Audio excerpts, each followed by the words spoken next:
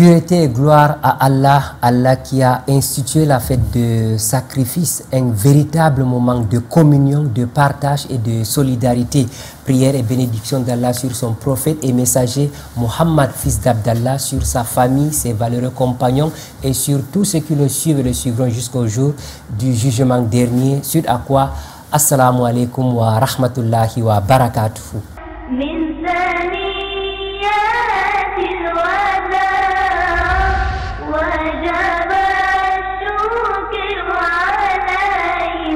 Les musulmans sont en train de célébrer la fête de sacrifice édition 2025 ce vendredi 6 juin. Encore appelée Eid al-Adha, cette célébration revêt un intérêt particulier pour les fidèles. Et c'est pourquoi nous marquons un arrêt pour revenir sur la spécificité de cette célébration, la symbolique ainsi que les actes à effectuer pendant cette fête.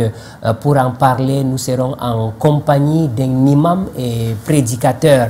Avant d'accueillir notre imam et prédicateur, nous allons commencer par la psalmodie du Saint Al-Qur'anul Karim. Écoutons tout en méditant les versets d'Allah, exalté soit-il.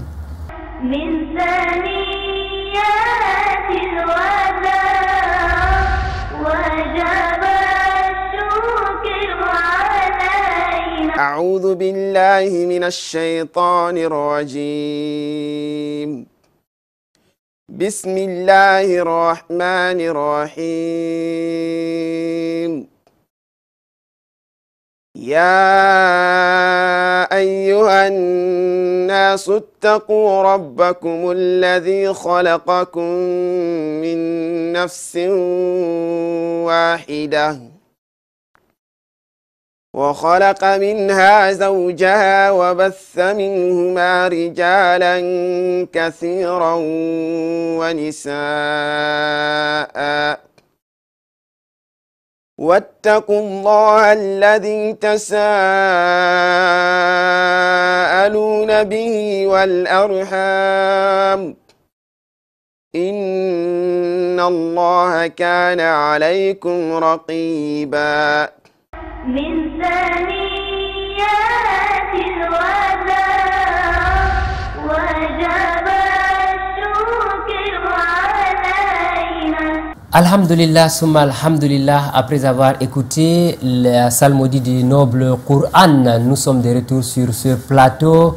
Eid al-Mubarak, taqabbalallah minna wa minkum, à toute la communauté musulmane. Bonne fête à vous, bonne célébration à la communauté musulmane du monde entier. Et nous sommes en compagnie de Cheikh Abdourahmane Makka sur ce plateau. Il est imam et prédicateur. En plus de ces deux casquettes, il est aussi écrivain. Imam, assalamu alaikum wa rahmatullahi wa barakatuh. Wa alaikum assalam wa rahmatullahi wa barakatuh, mon frère. Eid al-Mubarak, taqabbalallah minna wa minkum. Wa iyyakum taqabbalallah minna wa minkum. Qu'Allah accepte nos œuvres et vos œuvres aussi, nos bonnes œuvres et vos bonnes œuvres. Qu'Allah accepte toutes les bonnes œuvres de tous les musulmans du monde. Qu'Allah accorde une bonne fête à la communauté musulmane. Imam, comment se passe la fête de votre côté? Alhamdulillah, c'est l'allégresse, c'est le contentement, c'est la joie, c'est le partage avec les voisins, les connaissances, la famille, les collègues. Bref, c'est une fête pour tous. Donc tout le monde est associé. Vous savez, ça fait partie du vivre ensemble. Vous savez, notre vivre ensemble n'a jamais souffert. Et ça a toujours été le cas où pendant les fêtes, on ne sait plus qui est qui. Voilà. Tout le monde est musulman aujourd'hui. Les portes sont grandement ouvertes. C'est une fête publique. C'est ce que j'ai dit toujours. Parce que quand les gens me demandent, oh imam, comment tu ne m'invites pas? Non, je dis, on n'invite pas. Je dis, comment il veut t'inviter ici? Il commence à t'inviter, il va inviter tout le pays. Donc, c'est une fête publique. Tu viens juste. Et puis voilà. Donc, pas besoin d'invitation. Recevoir une invitation. Ouais, effectivement. Ok, imam, les musulmans sont en train de célébrer cette fête de sacrifice. Parlez-nous un tout petit peu de l'historique de cette célébration. Bismillahirrahmanirrahim. Alhamdulillahi Rabbil Alamin. Wa sallallahu wa sallam wa baraka ala abdihi wa rasulihi nabina Muhammadin wa ala alihi wa ashabihi ajma'in wa ba'd. L'historique de cette fête de sacrifice, elle tire son origine de l'acte particulier, spécifique, spécial d'Ibrahim, qu'on appelle encore ailleurs Abraham, qu'il a posé vis-à-vis d'Allah. cette obéissance inconditionnelle, cette soumission totale, sans condition à Allah subhanahu wa ta'ala, qui lui avait demandé, qui lui avait ordonné de sacrifier son fils unique qu'il avait à cette époque-là. Cet enfant qu'il avait cherché pendant longtemps jusqu'à ce qu'il avait atteint la vieillesse. Et puis, il a eu cet enfant. À ce moment-là, lorsqu'il a commencé à marcher avec lui, à causer avec lui, vous savez, c'est à ce moment-là que les parents sont attachés à leurs enfants. Quand ils sont trop petits, ça peut passer. Quand ils sont déjà grands et puis indépendants, ça peut passer. Ce n'est pas trop fort, la douleur n'est pas très très grande. Mais lorsqu'ils sont encore là, ils sont dépendants, ils peuvent marcher, ils peuvent causer, ils peuvent donner des idées. C'est là, Allah lui dit, je veux cet enfant-là, que sacrifie-le-moi. Il n'a pas hésité. Donc, cette histoire de cette soumission nous est racontée dans le Coran, ainsi que notre prophète dans la Sunna, sans compter aussi les traditions juives et chrétiennes qui corroborent lorsque Allah a ordonné à Abraham de sacrifier son fils Ismaïl. Il s'est exécuté, mais Allah subhanahu wa ta'ala a vu son intention, il a vu sa sincérité et il a échangé ce sacrifice avec un bélier.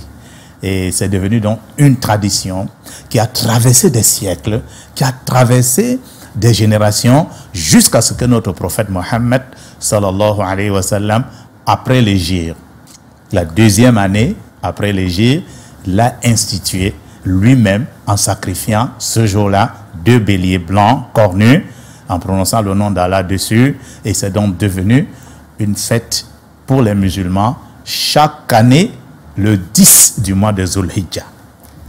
Il y a exactement 2 mois, 10 jours, les musulmans ont célébré la fête de fin de Ramadan. Aujourd'hui, c'est la fête de sacrifice. Imam Abdurrahman Makka, qu'est-ce qui fait la particularité de la fête de sacrifice? La fête du sacrifice, c'est l'une des rares fêtes qui soit liée directement avec une adoration. La fête du sacrifice est liée au pèlerinage, à la maison d'Allah, et c'est célébré le jour du grand pèlerinage qu'on appelle Yawm al-Hajj al-Akbar, le jour où on accomplit les plus d'actes de pèlerinage. Et cette fête vient après un jeûne dont la récompense est l'expiation des péchés de 2 années, dans le jour d'Arafat, qui est le meilleur jour d'Allah, qui est le meilleur jour qu'Allah ait créé, qui est le jour qu'Allah subhanahu wa ta'ala a consacré la religion de l'islam, l'a parachevé et l'a agréé pour nous. Comme il a dit dans sa parole, aujourd'hui j'ai parachevé pour votre religion, j'ai accompli mon bienfait sur vous et j'ai agréé pour vous l'islam comme religion. Donc c'est la seule adoration dans laquelle Allah nous ordonne de nous rapprocher de lui par un sacrifice, par une immolation. C'est particulier. Donc c'est une fête qui vous savez, cette fête est précédée et accompagnée par le takbir, la célébration de la grandeur d'Allah, de son unicité, la reconnaissance de son bienfait par la louange, ainsi de suite. Donc c'est une fête particulière, spéciale, spécifique. Et puis, c'est une fête qui a 4 jours. Donc, la célébration ne se limite pas seulement à ce jour de grand sacré, ce jour, ce 10e jour, mais va jusqu'au 13e jour. Donc, 4 jours de célébration. Donc, et puis, cette fête, Allah subhanahu wa ta'ala l'a particularisée. Il a demandé que les musulmans le célèbrent à fond. C'est pourquoi les 3 jours qui suivent, c'est les jours de fête. C'est les jours de sacrifice pour celui qui n'a pas pu aussi avoir les moyens. Voilà. Donc, tout ça montre la spécificité de cette célébration. Ça veut dire qu'elle est différente de la fête de Ramadan. Oui. On célèbre en un jour. Effectivement, tout le monde, n'est-ce pas, on dit que la grande fête, la fête de sacrifice, on l'appelle toujours la grande fête. Et la fête de Ramadan, c'est une journée. Et voilà, donc c'est la petite fête. Ça, c'est la grande fête. Non. Ok, et vous avez dit pendant cette fête, c'est le sacrifice qui est au devant de la scène pour toute la communauté, pour tous les musulmans.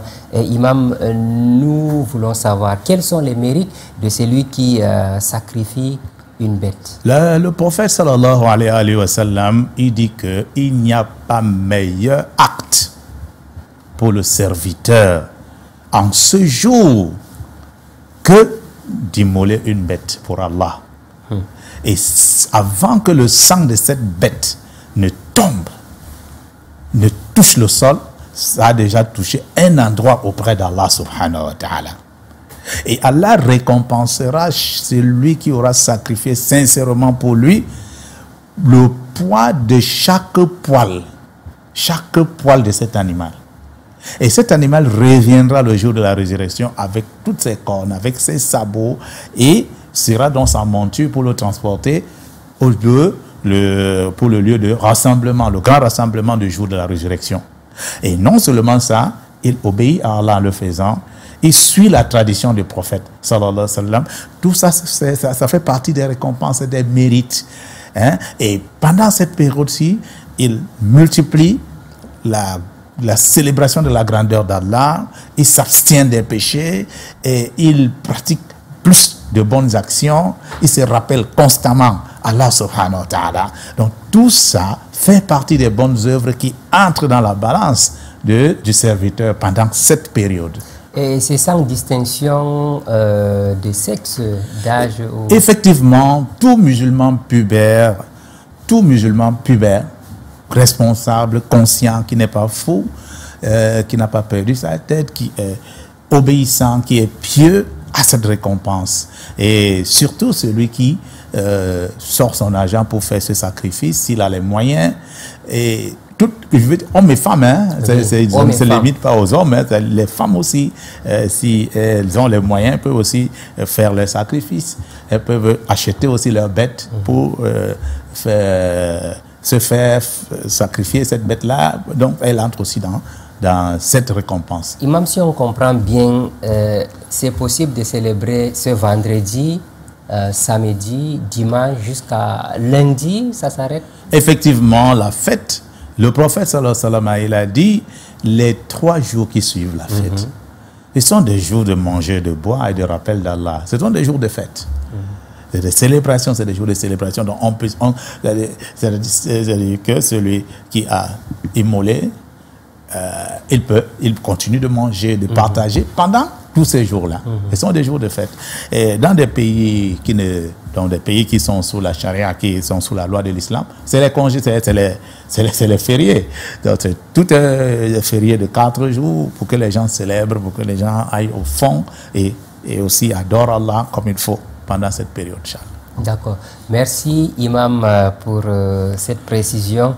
Et Imam, quelles sont les qualités d'une bête à immoler? La bête à immoler, il y a plusieurs critères qui entrent dans la bête à immoler. Premièrement, c'est l'espèce. Donc, les espèces, il y a 3 sortes de bêtes. Il y a donc 3 espèces à immoler. Bon, si on prend ça, on peut dire 4. Il y a d'abord les camélidés. Les camélidés, c'est tout chameau, ça, le dromadaire, c'est 2 bosses, 1 bosse, voilà. Donc, les chameaux. Les chameaux, c'est la première catégorie. La deuxième catégorie, ce sont les bovins. Les bœufs, la vache, taureau, voilà. Donc, et la 3e catégorie, ce sont donc les ovins, les moutons. Et la 4e catégorie, les caprins. C'est une catégorie qui est négligée. Hein. Parce que les gens, oui, la chèvre. Les gens sont toujours négligent la chèvre. Or, il y a des gens, ils n'ont pas suffisamment de moyens de sacrifier, d'acheter le mouton parce que c'est trop cher. Ils peuvent quand même acheter, la chèvre et immoler. Donc, il y a déjà ça, l'espèce. Voilà, les 4 espèces qu'on sacrifie. On ne sacrifie pas le poulet, on ne sacrifie pas le cheval, l'âne et autres, on ne sacrifie pas autre chose, sauf ces 4 espèces. Maintenant, il y a l'âge. L'âge de ces bêtes, le chameau, au moins 5 ans. 5 ans révolus. Donc, 5 ans plus pour un chameau. Pour le on bœuf. Peut reconnaître à vue d'œil ou bien il faut se rapprocher? Il faut se rapprocher des éleveurs. Donc, pour les bœufs, c'est 2 ans révolus. Donc, au moins 2 ans. Et pour les moutons, c'est 6 mois révolus. Et la chèvre, c'est 1 an révolu. Et maintenant, il faut que ces bêtes soient exemptes des défauts qui annulent le sacrifice. Et le prophète en a cité 4. Il a dit 4 types de bêtes ne sont pas acceptés comme sacrifice. La borgne, dont l'infirmité est visible. Donc une bête borgne qui a un œil, ou bien une bête aveugle elle n'est pas acceptable au sacrifice. La boiteuse, une bête boiteuse qui clopine là, l'infirmité aussi est visible, une bête malade. On ne sait pas, elle peut contaminer les gens, on appelle pas la fièvre afteuse ou bien quoi, la crise de bovine et tout ça. Donc une bête malade, on ne peut pas, parce que ça peut contaminer les gens, on ne sait pas. Et puis, il y a aussi la maigre, la maigrichon, la bête maigre qui n'a même pas, dont la moelle même a disparu dans son os. Donc ces bêtes-là, ce sont des bêtes visiblement, ces défauts-là sont visibles. Donc, voilà donc ce qu'on appelle. Bon, maintenant, la bête qu'il faut sacrifier, il faut qu'elle soit saine. Il faut qu'elle soit grasse. Il faut qu'elle soit belle. Parce qu'il faut faire, lorsqu'on fait des choses pour Allah, il faut que ça soit des bonnes choses. Il faut qu'on fasse bien. Non. D'accord, merci à vous, Imam Abdourahmane Makka. Nous allons marquer une courte pause. On se retrouve juste après pour la suite.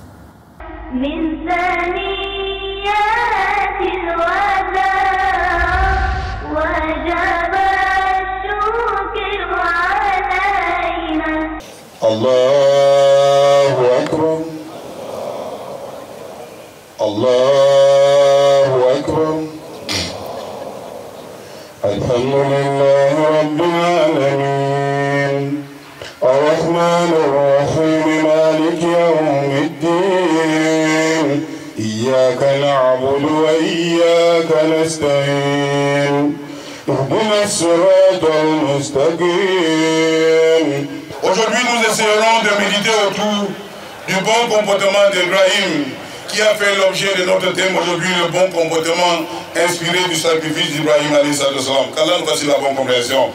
Rappelez-vous les épreuves auxquelles Allah subhanahu wa ta'ala avait soumis Abraham alayhi salam, son épouse Hajar et son fils encore unique Ismaël alayhi salam. Demandons-nous juste si Allah subhanahu wa ta'ala voulait par là nous enseigner et nous édifier sur le modèle d'obéissance qu'il attend de nous. Et en effet, Allah avait voulu à travers Ibrahim montrer comment le serviteur doit se comporter envers son Seigneur. Il nous montrait ainsi ce que c'est qu'un bon comportement vis-à-vis de lui, Azza wa Jalla. Et le prophète Mohammed alayhi salam avait renchéri lorsqu'il envoya Muaz ibn Jabal au Yémen en lui recommandant trois choses. Ittaqillah et fais preuve de piété ou que tu te trouves. Fais suivre la mauvaise action par la bonne action afin que les fasse et adopte le bon comportement envers les gens. Eid Mubarak à toute la communauté musulmane, à mes parents et à tout le monde. J'espère que vous portez bien. Je vous souhaite bonne fête. Eid Mubarak à toute la communauté musulmane, mes chers frères musulmans et parents. Je souhaite le bon fête à tous les musulmans de Douala ou de Cameroun. Et bonne fête à mes frères qui sont à la maison et ceux qui ne sont pas venus à la prière. Je souhaite que même si c'est le cas de maladie, Dieu les aide à finir la maladie. Bon, et bonne fête à tout le monde au Cameroun. Je souhaite bonne fête à tous les fidèles musulmans. Je suis très fier d'être musulman. Je remercie Allah, subhanahu wa ta'ala. Assalamu alaikum. On remercie Allah subhanahu wa ta'ala pour ces fêtes d'aujourd'hui. Parce qu'on a bien fêté, ça s'est très bien passé. Et nous prions que Dieu accepte notre prière. Nous prions que Dieu met la sécurité dans notre vie, dans le gouvernement du Cameroun. Parce qu'on a bien fêté en bonnes conditions. Assalamu alaikum wa rahmatullahi wa barakatuh. Taqabbalallahu minna wa minkum salih al-amal.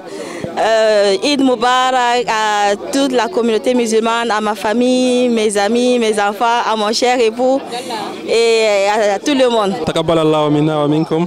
Je salue toute ma famille de Garoboula, de la famille de Tiaorobeti, mon grand frère, mes soeurs, tout le monde, ma famille et à toute la communauté musulmane. On souhaite la paix à tout le pays. La fête de Eid Adha, vous savez que c'est d'abord la fête du sacrifice. Après ces prières-ci, les musulmans doivent immoler. Et Ismaël lui-même, qui était en principe la victime, n'a pas hésité d'obéir à son parent, d'obéir à Allah subhanahu en acceptant les injonctions divines, de se faire sacrifier, n'est-ce pas, pour la cause d'Allah. C'était une épreuve et Ibrahim, n'est-ce pas, a réussi. Nous devons donc avoir un bon comportement vis-à-vis de notre société, un bon comportement social. Le musulman doit être, n'est-ce pas, la lumière. Il doit refléter, n'est-ce pas, la paix. Il doit refléter, n'est-ce pas, tout le bon sens dans la communauté où il vit.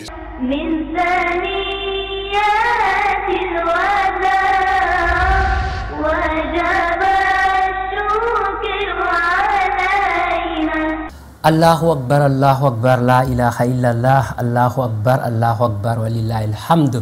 La communauté musulmane est en train de multiplier ces invocations, ces rappels d'Allah exalté soit-il, que ce soit du côté de l'Arabie Saoudite pour les pèlerins ou même les non-pèlerins. C'est à l'occasion de la fête de sacrifice.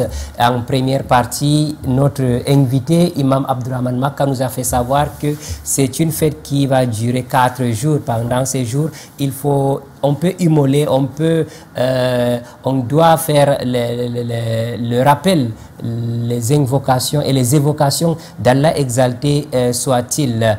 Imam, nous continuons notre émission cette fois en demandant qui est autorisé à immoler, parce qu'on le voit souvent en famille lorsqu'on achète un bélier. Est-ce que en tout cas, tout le monde doit immoler personnellement son bélier ou bien son chameau et tout ce qu'il a acheté, ou c'est une personne spécifique, ce n'est que les imams qui immolent? Alhamdulillah, c'est une bonne question. C'est plusieurs questions en une, mais je vais les déceler, je vais les désarticuler, Inch'Allah. La première question, qui a le droit d'immoler, ou bien qui peut immoler? C'est tout musulman responsable. Je veux dire quoi? Tout musulman pubère et qui a toute sa conscience. Donc, à qui la loi est dirigée, quoi. Donc, tout musulman pubère responsable, donc qui n'a pas perdu sa tête.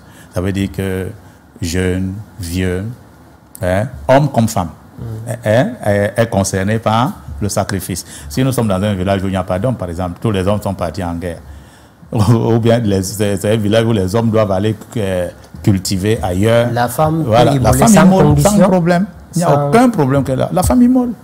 Donc, il y a des femmes qui sont même plus courageuses que les hommes, elles peuvent même immoler. Voilà, donc il n'y a pas de problème déjà à ce niveau.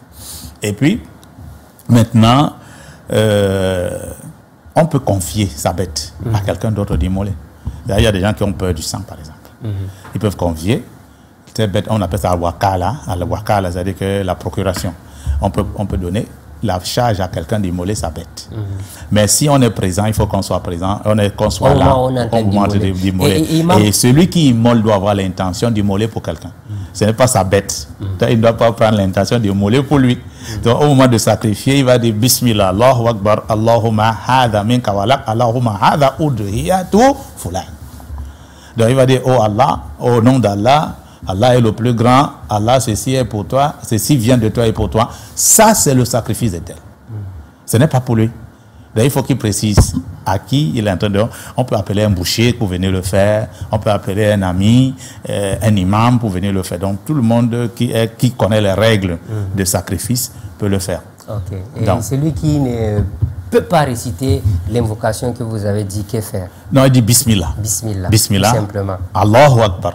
Et c'est bon. Donc dans son cœur, son intention, c'est de sacrifier pour Allah. Est-ce qu'on immole au hasard? Quelles sont les parties? À quel niveau doit-on s'arrêter? Parce que là aussi, il faut clarifier, imam. Il y a ceux qui vont le faire peut-être demain, après-demain, les jours suivants. Pour ce qui est des chameaux, les chameaux sont immolés debout. La patte avant gauche attachée. On les poignarde au niveau du cœur. Donc lorsqu'on les place face à la, on les place le côté vers la Kaaba, donc le côté du cœur, donc là où ça bat là, on poignarde là-bas et puis ça tombe. Pour les bœufs, les moutons et les chèvres, on les égorge.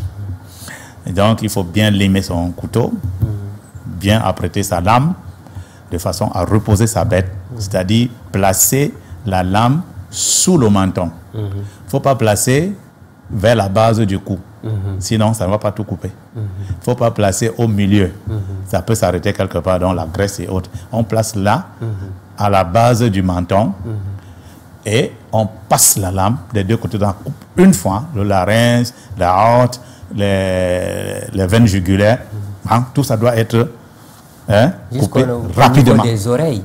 Oui, d'une oreille à l'autre. C'est ça, donc, on passe là, donc à la base. Donc, lorsqu'on a passé là, ça coupe tout. Et puis, la bête se repose. Voilà, c'est le pasteur, le prophète, il a dit, lorsque vous mettez une bête à mort, il faut le faire parfaitement, avec excellence. Donc, bien limer son matériel et reposer la bête. Il ne faut pas torturer la bête. D'accord. Et imam, une fois égorgé, que doit-on faire de la viande conserver, manger, distribuer? Le prophète de l'islam, le prophète Mohammed sallallahu alayhi wa sallam, il nous a dit la bête est divisée en trois. En trois, donc 3 tiers. Un tiers pour la maison. On mange avec les enfants, les femmes, la famille. Un tiers, c'est pour donner un cadeau à ses amis, aux personnes importantes. Et le dernier tiers, c'est pour faire aumône. Donc, on peut faire des brochettes, appeler les gens, on peut frire, on peut essayer de mettre la main. Voilà. Donc, c'est comme ça que cette bête est distribuée, donc est répartie pour que tout le monde y trouve son compte. Parce que souvent, on oublie les pauvres, on oublie les démunis. Et les démunis vont donc profiter de l'aumône, de ce qu'on donne à l'aumône. Voilà, ils vont profiter de ça aussi pour goûter à la chair pendant cette période de célébration, Inch'Allah. D'accord. Vous l'avez bien dit, imam, en dehors de l'immolation, que doit-on faire? Il y a beaucoup de choses à faire. Déjà, il y a le takbir. Allahu Akbar, Allahu Akbar, Allahu Akbar. La ilaha illallah. Allahu Akbar, walillahi alhamd. Qui commence dès qu'on annonce le mois. Dès qu'on a annoncé la vue du croissant de Zulhijjah, on commence à faire ce takbir en public, en privé, au marché, à la maison, partout où on se trouve. Et ça sera fixé après les prières obligatoires, à partir de la prière, à partir de la première prière, après la prière de la fête, après la prière de Zohr, ou la prière de Jumu'ah comme aujourd'hui, le vendredi, donc après la prière de Jumu'ah, après la prière de vendredi, donc on commence à le faire ensemble à la mosquée avec l'imam, donc après la prière. C'est qui est effectif déjà. Oui, effectivement, jusqu'à lundi, qui sera le 3e jour, le 13e jour de Zulhijjah, le 4e jour de la fête, ça va s'arrêter après la prière de Asr, la deuxième prière de l'après-midi. Et pendant cette période, il ne faut pas jeûner. Ce n'est pas le moment de jeûner. C'est-à-dire que c'est la période de manger et de boire. Donc celui qui, sauf le pèlerin. Le pèlerin qui... Vous dites c'est jusqu'à lundi, on ne doit pas jeûner. On ne jeûne pas jusqu'à lundi. C'est interdit. C'est interdit de jeûner pendant cette période. Et imam, est-ce qu'il est autorisé d'immoler après le coucher du soleil, peut-être pendant les jours de Tashriq? Pendant les jours de tous les jours. Vendredi, est-ce qu'on peut immoler la nuit? Tous les jours de Tashriq sont les jours d'immolation, de jour comme de nuit. On immole de jour comme de nuit jusqu'au dernier jour de Tashriq. Le dernier jour de Tashriq qui est lundi, avec le coucher du soleil, ce n'est plus lundi. Ça s'arrête à quel moment alors? Avant le coucher du soleil. Avant le coucher du soleil. Oui. Si vous immolez, si vous immolez avant le coucher du soleil, vous avez immolé pendant les jours de fête. Si vous immolez après le coucher du soleil, vous n'êtes plus dans la période de fête. C'est juste une bête que vous avez immolée pour manger ou bien pour faire cadeau aux démunis et autres.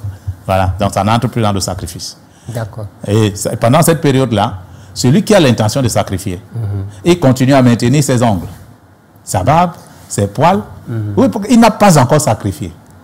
Donc, tant qu'il a l'intention de sacrifier et que le jour du grand sacrifice, il n'a pas encore sacrifié et qu'il espère sacrifier même pendant les jours de Tashriq, il continue, il ne touche pas à ses poils, ni à ses cheveux, ni à ses ongles, jusqu'à ce qu'il sacrifie. Voilà. Non.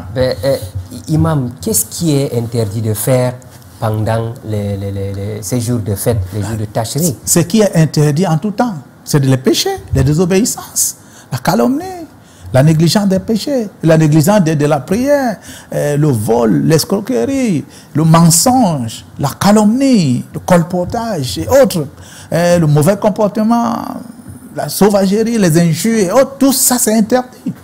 Et vous savez, quand la période est méritoire, les péchés sont encore plus laids. Les péchés sont Qu'est-ce que ça veut dire? Ça veut dire que lorsque les récompenses des bonnes actions sont multipliées pendant une période, les péchés à ces périodes-là sont plus exécrables, sont encore plus laids devant Allah. Donc c'est punissable plus gravement qu'en temps normal. Donc c'est pendant les 10 premiers jours qui s'achèvent ce vendredi ou bien jusqu'à la fin du mois, parce que le mois de Zulhijjah, le mois de Zulhijjah, sacré. Le mois de Zulhijjah, c'est un mois sacré où il est demandé de ne pas commettre Des péchés, du moins, est-ce que les péchés ne sont pas permis en n'importe quel moment? Mais pendant les périodes méritoires, comme le mois de Zulhijja, qui est un mois sacré, c'est plus grave. Et pendant cette période-ci, encore dans ce mois, ça devient encore plus grave. C'est une période méritoire. Donc, depuis le 1er Zulhijja jusqu'au 10, et maintenant, on ajoute les jours de Tashriq, qui sont nos jours de célébration. Donc, les péchés pendant cette période-là sont sévèrement plus sévèrement punis que pendant le mois sacré, qui est encore sévèrement puni. Voilà. D'accord, il faut s'abstenir. Il ne faut pas jeûner, il ne faut pas désobéir à l'exalté soit-il. C'est consacré aux prières, prier à l'heure, invoquer Allah. Demander à Allah tout ce dont oui, invoquer Allah. Comme c'est vendredi, le jour de la fête imam. Il faut beaucoup invoquer Allah. À quel moment est-ce qu'il faut le faire? En tout cas, les savants ont divergé sur l'heure exacte. D'autres ont dit c'est entre avant que l'imam ne fait entre la première khutbah et deuxième khutbah et autres. Donc c'est une divergence. Mais ce qui est sûr, c'est que si le serviteur est constamment dans l'invocation d'Allah, il est dans l'évocation d'Allah, sûrement il va se coïncider cette heure méritoire dans laquelle si on invoque Allah, l'invocation n'est pas rejetée. Et il faut toujours être sincère. Il faut le faire toujours avec sincérité, il faut être soumis, il faut éviter les péchés parce qu'il y a des blocus, il y a des choses qui empêchent les invocations d'être exaucées. Vous comprenez? Le péché empêche l'évocation d'être exaucée. Vous voyez, non? Ou bien quelqu'un invoque Allah, il demande à Allah avec une mauvaise intention. Alors, tu peux demander la richesse à Allah, ce n'est pas mauvais. Mais demander la richesse pour montrer à quelqu'un que bon, tu disais que voilà aussi pour moi, c'est une mauvaise intention, donc tu ne peux pas recevoir. Il y a un imam qui fustigeait certains comportements de fidèles, notamment ceux qui filment les bêtes qu'ils ont immolées et mettre sur le statut partagé pour montrer la qualité ou la grandeur de la bête qu'on a immolée. Est-ce que cela peut entacher, peut réduire les récompenses jusqu'à avoir peut-être annulé notre acte? Effectivement, parce que là on n'est pas à l'abri de l'ostentation. L'ostentation c'est quoi? Vous savez aujourd'hui, le monde, c'est m'as-tu vu? C'est beaucoup ça.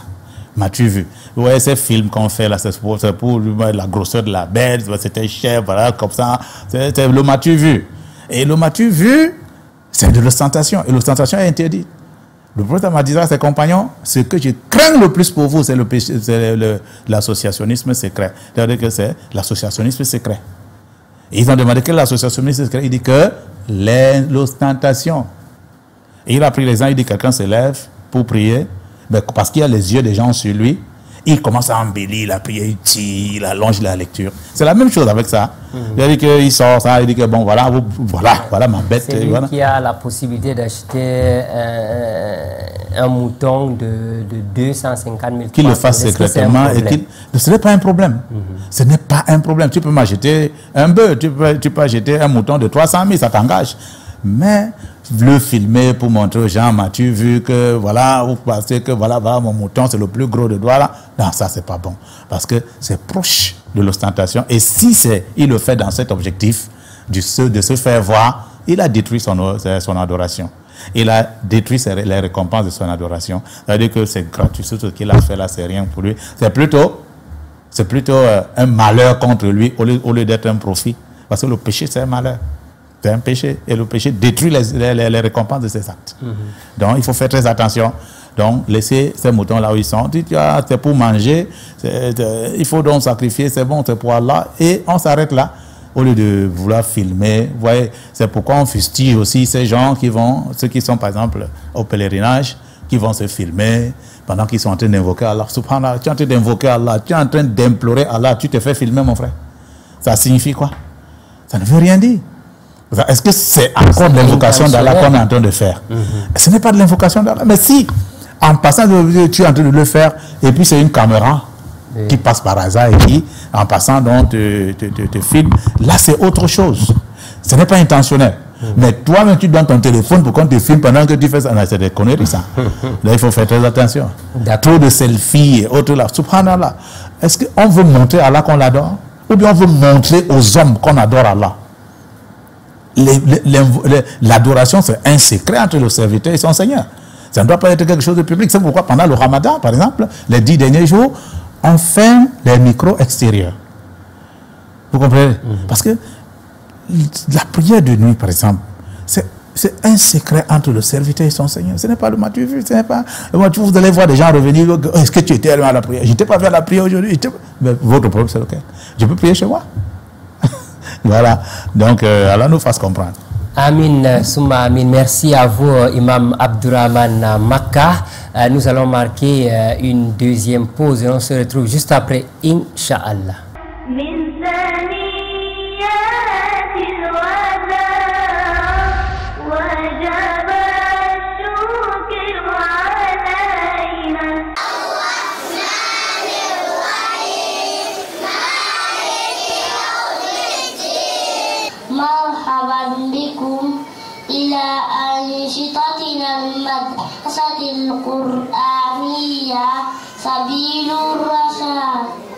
Des petits et tout petits en pleine prestation, ils démontrent fièrement ce qu'ils ont appris au cours des 9 derniers mois.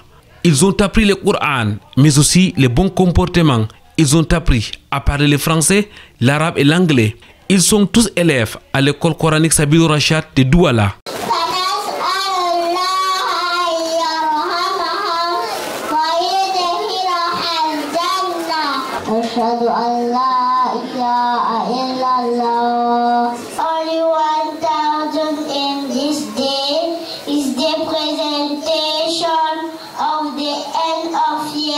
Ils sont 100 petits garçons et filles, certains de la prématernelle et maternelle, d'autres de la CIL et CP. Leur âge varie entre 2 et 8 ans, mais leur niveau islamique est considérable. Ils sont le fruit d'un travail acharné et méthodique des enseignants dévoués. L'année scolaire s'est bien passée, alhamdulillah. Tous les élèves y assistaient, alhamdulillah. Et la plupart d'entre eux ont présenté un travail vraiment satisfaisant. وعلموا القرآن الكريم والأحاديث النبوية والسيرة والقراءة والحمد لله رب العالمين يعني انتهينا السنة الدراسية بالأمان والسلامة. We have all the subjects because we are using the curriculum of government. For example, we have a class 1 and class 2, mathematics, English, moral education. Sabilou Rachad est une école coranique moderne. Ici, la priorité est l'enseignement du Coran, mais le côté académique n'est pas du reste avec un suivi du programme du ministère de l'Éducation des bases. Une combinaison du spirituel et du temporel dès le bas âge qui fait sa particularité. Une idée originale de sa défunte fondatrice, Hawaou El Sani Kalalagré. Le Seigneur l'a rappelé, mais son œuvre continue sous la supervision de son mari. Sentiment double, de tristesse d'abord parce que celle qui a fondé, celle avec qui on a fondé, qui était directrice jusqu'à là, n'est plus avec nous. Alhamdulillah. Sentiment de joie aussi parce que l'équipe éducative, les parents et autres ont fait confiance à Sabilou Rachad. Nous venons d'assister à cette cérémonie. Nous avons vu ce que les enfants ont présenté, ce qui prouve à dessein que le travail était bien accompli tout le long de l'année. Nous exhortons ainsi à tous les parents, ainsi à toute la communauté musulmane de venir vraiment inscrire leurs enfants dans cette école Sabilou Rachad. En tant que parent d'élève, je suis vraiment très satisfaite de ce qui s'est passé et bon, Inch'Allah, l'année prochaine, je vais encore inscrire mon enfant. Après cette cérémonie du 29 mai 2025 clôturant l'année scolaire 2024-2025, les regards sont fixés vers l'année prochaine. Et Sabilou Rachad déterminé à encore faire mieux dans l'encadrement islamique et académique des petits et tout petits.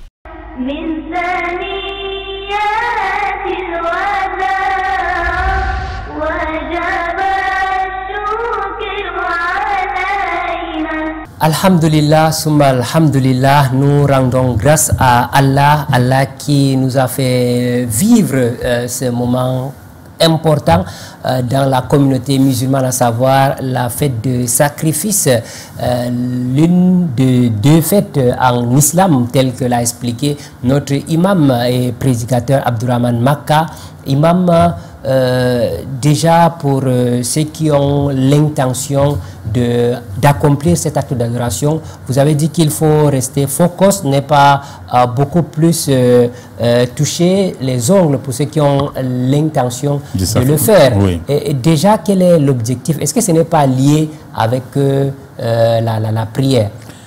Non, c'est lié au sacrifice. Vous savez, c'est après le sacrifice, lorsqu'on va se tailler les ongles, couper les poils, c'est une sorte d'affranchissement. C'est une sorte d'affranchissement. C'est une image que le prophète sallallahu alayhi wa sallam a montré, a exposé par rapport à la signification du fait de ne pas se toucher, de ne pas toucher quelque chose de son corps. Avec son sacrifice, comme si on s'affranchissait. On s'affranchissait du feu. On s'affranchissait de l'enfer. Voilà, c'est ça la signification. Donc, c'est lié au sacrifice. Pour celui qui n'a pas de sacrifice à faire, il n'y a pas de problème. Il peut se tailler les ongles, il peut se coiffer, il n'y a pas de problème. Oui, et Imam, est-ce qu'on peut s'endetter pour pouvoir sacrifier jusqu'au séjour? Quelqu'un n'a pas, mais veut aussi sacrifier. Est-ce que c'est possible de s'endetter? Sachant déjà que le sacrifice, c'est un acte sunna. Quand on dit sunna dans la législation islamique, ça veut dire un acte pas obligatoire. C'est un acte fortement recommandé. C'est pourquoi le prophète sallallahu alayhi wa sallam, il a dit, celui qui a les moyens de sacrifier ne le fait pas, qui n'approche pas nos lieux de prière. C'est pour dire que c'est fortement recommandé. Mais ce n'est pas une obligation. Ça veut dire que ça revient à celui qui a les moyens, celui qui est capable. Donc, celui qui pense que, s'il sait que, s'il est convaincu, il sait que s'il emprunte, il peut rembourser facilement, ça ne va pas lui causer des problèmes, il n'y aura aucune nuisance, aucun préjudice, il peut le faire.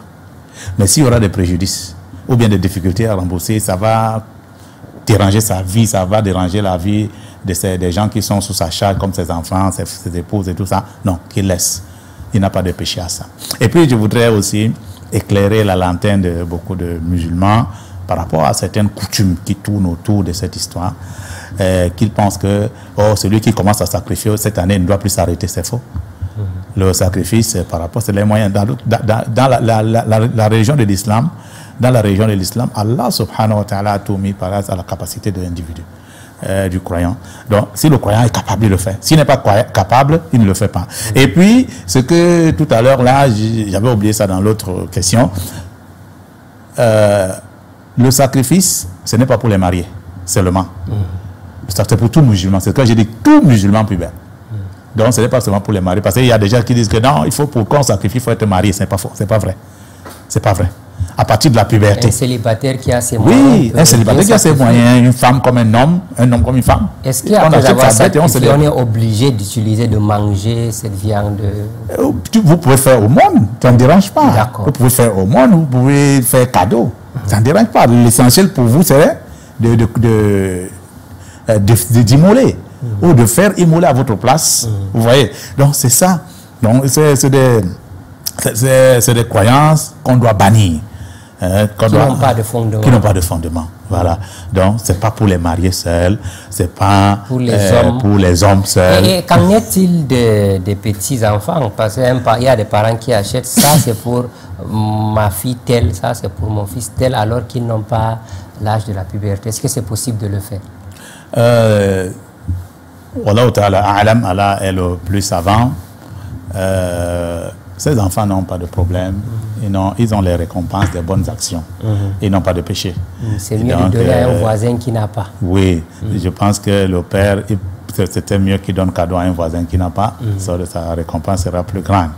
Pour le faire au nom de son enfant qui n'a pas encore atteint la puberté, qui n'a pas de péché. C'est une bonne action, mais ça n'a pas beaucoup d'impact. Comme s'il avait il avait fait cadeau à un démuni pour qu'il sacrifie, lui sera tout le temps reconnaissant. Voilà, doublement récompensé. Il a aidé un frère en difficulté.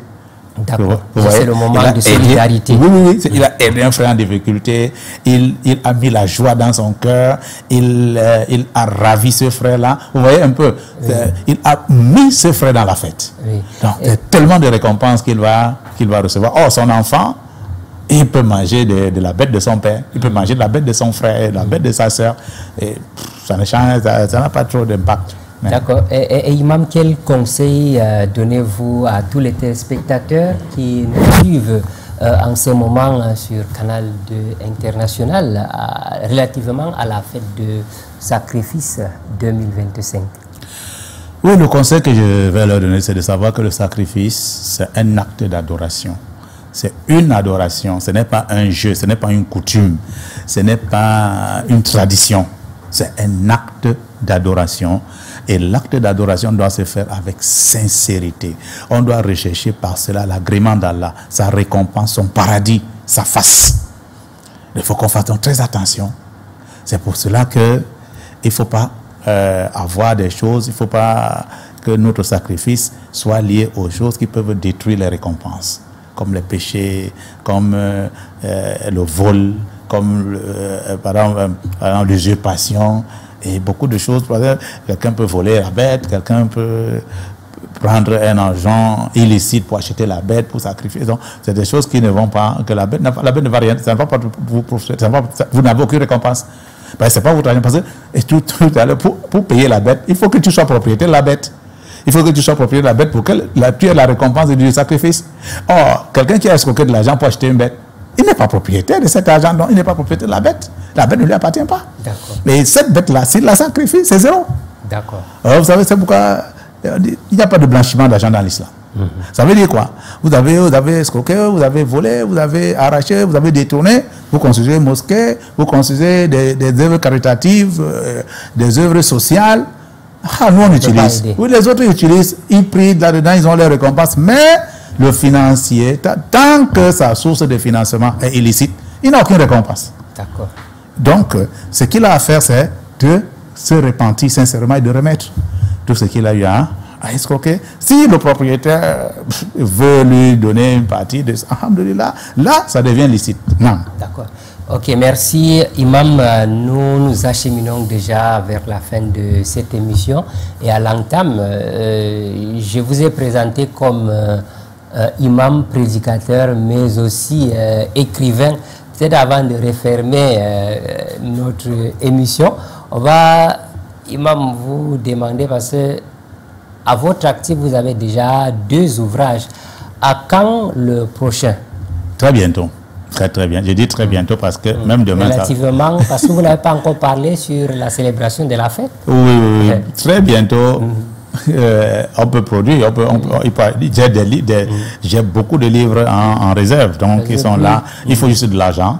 Et vous savez, nous, les imams, on n'a pas d'argent, on n'a pas de caisse, on n'a pas, vous savez, la sécurité sociale. Vous avez de l'inspiration. Oui, la sécurité sociale pour les musulmans, là, il n'y en a pas. Surtout les responsables musulmans, il n'y en a pas. Donc, nous comptons sur les frères de bonne moralité, les frères mécènes, les frères bienfaiteurs, qui ont un peu de moyens, qui veulent investir dans le monde permanent, de nous accompagner. Il y a des livres. J'ai près de 10 à 20 livres qui sont là. À publier, ça peut sortir à des moments à l'autre, que ce soit sur l'histoire, que ce soit sur le dogme, que ce soit sur la jurisprudence, que ce soit sur les transactions et autres. Vous savez, aujourd'hui, on parle des finances islamiques, machin, tout ça là. Donc, il est temps qu'on mette des ouvrages comme ça sur la place publique pour diriger les musulmans.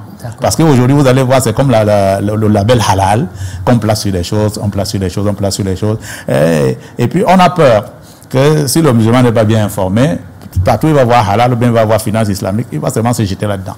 Donc il faut qu'on vous dise que, bon voilà, sachez que c'est vrai, on vous dit finance islamique, voilà ce qu'il y a comme finance islamique, voilà ce que la finance islamique. Okay. Donc on a des livres comme ça que nous pouvons mettre sur la place pour que les musulmans profitent, Inch'Allah. Il y a dans plusieurs domaines. Allah nous facilite. Amin, merci à vous, Cheikh Abdourahmane Makka, imam, enseignant, prédicateur, mais aussi et surtout écrivain. Merci pour votre disponibilité. Et la fête continue dans les domiciles, les mosquées un peu partout, jusqu'à lundi après-midi. avant le coucher du soleil. Restez donc sur Canal 2 International. Vitrine de l'islam de ce jour, point final. Bonne fête de sacrifice à toute la communauté musulmane. Nous prions pour notre pays, prions pour tous les musulmans afin qu'Allah change la situation des musulmans et de tout le monde entier. Merci qu'Allah accepte de nous et de vous. Barka de Salah, Eid Mubarak, taqabbalallah minna wa minkum barka et julgo jam. Sur ce, subhanakallahumma wa bihamdik, ashhadu an la ilaha illa anta astaghfiruka wa atubu ilaik. Assalamu alaikum wa rahmatullahi wa barakatuh.